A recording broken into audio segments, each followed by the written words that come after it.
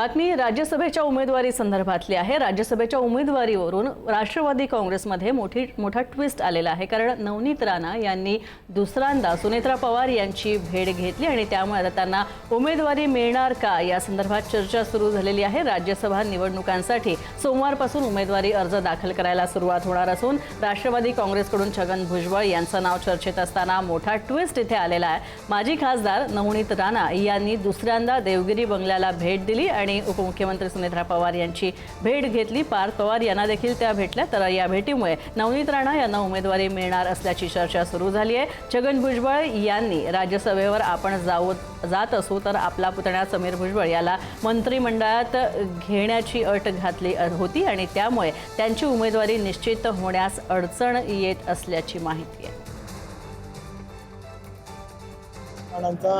हा विषय राष्ट्रवादी काँग्रेस पक्षाकडून उमेदवारी देण्याचा संपलेला आहे। राष्ट्रवादी काँग्रेस पक्षाच्या कोर ग्रुपची बैठक आता संध्याकाळी होईल आणि या संदर्भातला अंतिम निर्णय बहिणी असतील, भुजबळ साहेब असतील, पटुले असतील, मी अध्यक्ष असेल, मुशीफ साहेब आहेत, देवेंद्र फडणवीस आहेत, दिलीप वळसे पाटील आहेत, पक्षाचे वरिष्ठ पदाधिकारी आहेत, आमदार आहेत, या सर्वांची चर्चा करून आम्ही त्या ठिकाणी करू।